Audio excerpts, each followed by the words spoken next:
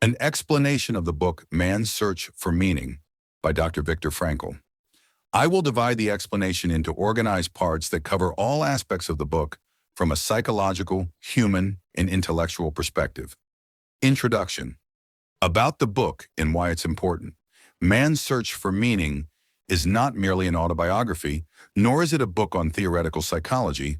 Rather, it is a rare combination of a harsh human experience and a profound existential therapeutic theory. Viktor Frankl, an Austrian Jewish physician and psychotherapist, was arrested by the Nazi regime and spent years of his life in concentration camps, where human life was described as nothing but humiliation and deprivation of dignity. During these years, he witnessed death up close on a daily basis. The book is divided into two main parts. In Part 1, an account of his experience as an inmate in the extermination camps. 2. Part 2, an explanation of his theory of psychotherapy based on the search for meaning. We will begin by detailing Part 1. Part 1, the experience inside the concentration camps. Entering hell. When Frankl and a group of prisoners were taken to the camp, the first step was to strip them of their humanity. Their heads were shaved, their clothes were stripped, and their few possessions were taken, even glasses, photos, books, or rings. They were given only a number. They were no longer known by their names. This is the first lesson, the loss of identity. Frankl describes this moment as the beginning of a psychological breakdown, because if a person loses their identity and is forced into a life of meaningless humiliation, they are on the verge of losing themselves completely. The first psychological stage, shock. The first emotion the prisoner experienced was astonishment and denial. He could not believe that he had been taken to a place where people were treated so brutally. He saw people around him dying or being executed, and some being selected to be sent to the gas chambers. There were no laws, only complete absurdity and injustice. The second psychological stage, numbness. After weeks, the prisoner begins to lose his emotional response. He sees tragedies and is unmoved. He hears the screams of someone being flogged or humiliated and feels nothing. This is what Frankl called protective indifference, a psychological mechanism that causes a person to suppress their emotions to avoid breaking down. Daily suffering. Food was almost non-existent. Work was harsh, the weather was cold, clothes were torn, and the insults were constant. However, Frankl noticed that some prisoners were more resilient, despite their weak bodies. He began to notice something important. Those who had a reason to live were more resilient. The story of the prisoner who wanted to see his son.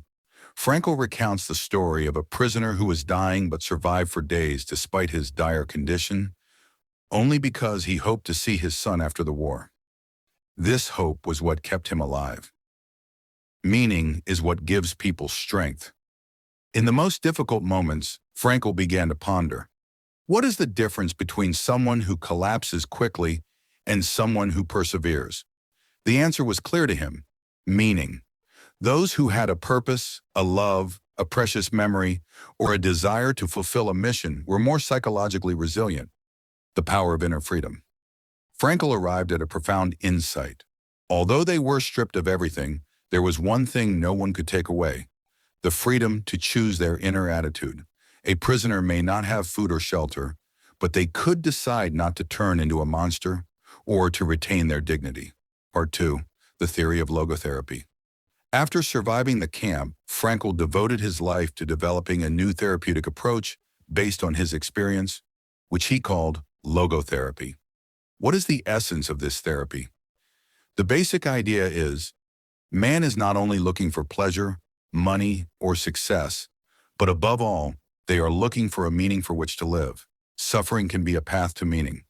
Frankl says, if a person can find a reason for their suffering, they can endure it. In his view, suffering is not worthless. It can be a means to transcendence. The difference between suicidal and non-suicidal people. Frankl asked one of his patients a shocking but honest question. What is stopping you from committing suicide? And here begins the journey of healing. When a person searches for the answer to this question, they find within themselves something worth living for. Perhaps someone they love, a goal they believe in, or even an unfinished book. 3 sources of meaning. 1. Achievement, or creativity, such as writing, art, work, or building something. Wing 2. Love. Loving someone deeply gives your life a spiritual dimension. 3. Heroic endurance of suffering. Suffering itself is a source of transcendence. Key ideas in the book. Life can be meaningful even in the darkest circumstances. Even if we can't change reality, we can change the way we view it. Meaning isn't given to us from outside, we create it. Freedom isn't the absence of constraints, it's the ability to choose how we deal with constraints. He who has a reason to live can endure any reason. Conclusion. Why is this book timeless?